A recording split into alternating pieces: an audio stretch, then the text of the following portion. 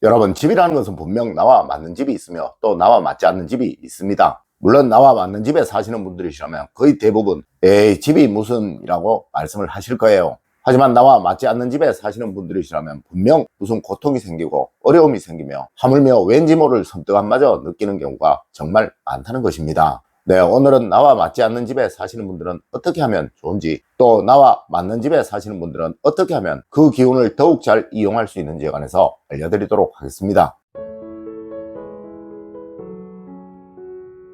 여러분 안녕하세요, 이정재입니다. 여러분, 어제 댓글에 보니 이런 글이 있더라고요. 중국 주재원으로 계시는 분이신 듯한데 원래 주재원들이 들고 나고 했던 집이라 가구나 집기들이 그대로 있으며 또 섬뜩함이 늘 느껴지고 있으며 또 남편과도 각방을 쓰고 있고 새로 들어가서 행여 집에 흠집이라도 나면 모두 물어주어야 하기에 참 난감하다는 분의 글이 말이죠. 맞습니다. 전세나 월세로 들어가시는 분들은 거의 대부분 집에 뭘 설치하기도 어렵고 또 구멍을 뚫기도 어렵고 어떤 경우는 반려견이나 반려묘를 기르지 못하시는 분들도 있으며 또 화초를 기르기도 쉽지 않은 경우도 있죠. 자, 오늘은 월세나 전세를 사시는 분들이 집의 기운을 변화시키는 방법에 관해서 말씀을 드리도록 하겠습니다. 먼저 나와 잘 맞는 집에 사시는 분들의 경우입니다. 첫 번째로, 이런 경우는 집을 깨끗하게만 유지를 하세요. 여러분, 월세이든 전세이든 집에 입주를 하셔서 무탈하고 또 뭔가 순조로움이 생기고 있으며 그리고 가족들 간에 불화가 생기지 않는다면 일단 그 집은 여러분과 기회파동이 잘 맞는 집입니다. 이런 경우는 무엇이든 변화를 시키지 않는 것이 정말 중요하며 또 가능한 사용하였던 그대로 사용을 하시는 것이 중요합니다. 네, 괜히 바꾸어서 기회파동을 변화시킬 이유가 없다는 것이죠. 하여 있는 그대로 두시되 가능한 청결만은 유지하시도록 하세요. 맞습니다. 청소만 잘 하시고 정리만 잘 하셔도 그 집의 기운은 더욱 강해지게 되어 여러분의 가정에 더 큰 행복을 주게 된다는 것입니다.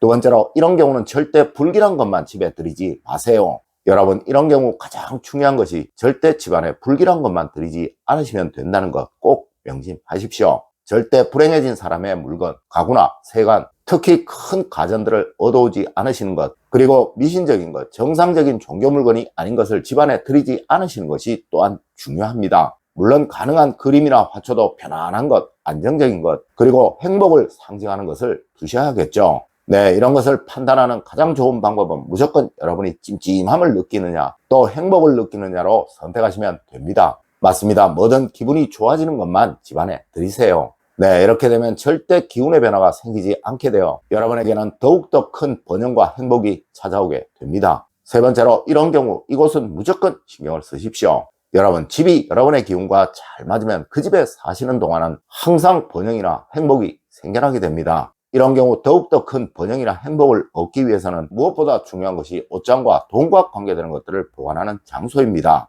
네, 항상 이곳을 청결하게, 단정하게, 질서 있게 만드시고 절대 어지럽히지 마세요. 이는 기운의 상승을 만들어 큰 번영이 여러분에게 생기도록 만들어 줄 것입니다.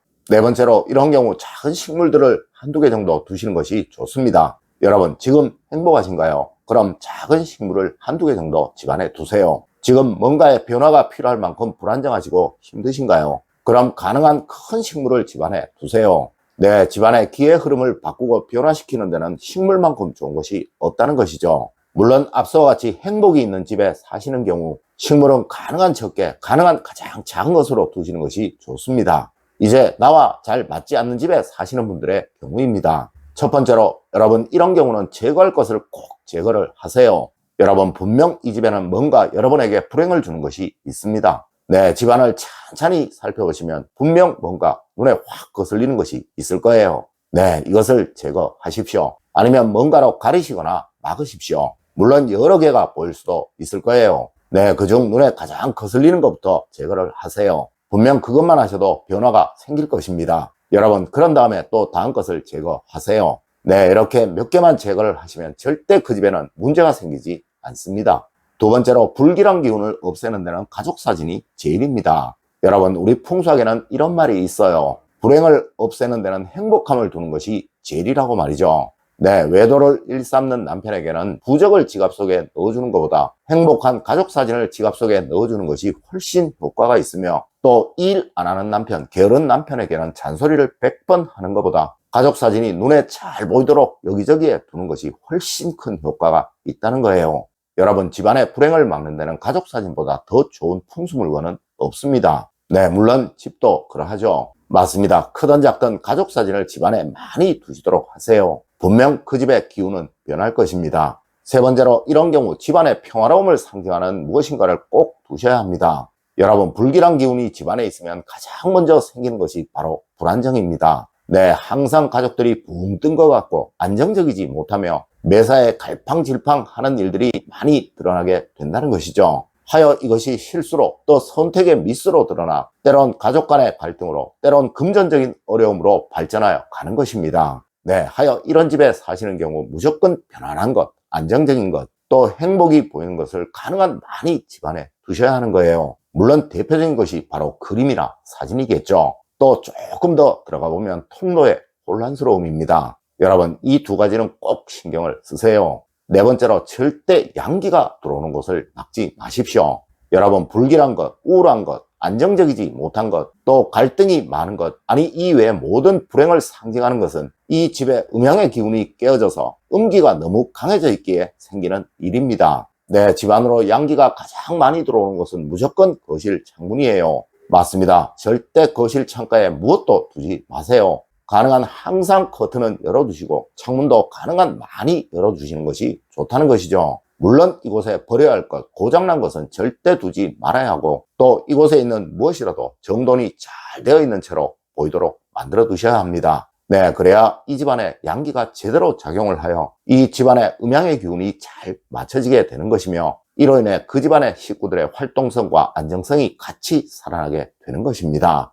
다섯 번째로, 이런 경우 집안의 조명은 가능한 밝게 만드세요. 여러분, 어느 곳이든 음기가 강한 곳은 무조건입니다. 네, 집안 전체가 아주 어두워요. 여러분, 이는 무조건적인 원칙이며 이것을 고치지 않게 되면 음양의 균형이 맞지 않게 되어 계속적으로 그 집에는 불행이 생겨날 수밖에 없게 된다는 것이죠. 여러분, 무조건 조명은 밝게 하세요. 거실에 불은 잠을 자는 순간이 아니라면 절대 끄지 마십시오. 맞습니다. 세상에 낮이 있고 밤이 있는 것은 어두움과 밝음은 항상 공존을 해야 하며 또 균형이 맞아야 하기에 그러한 거예요.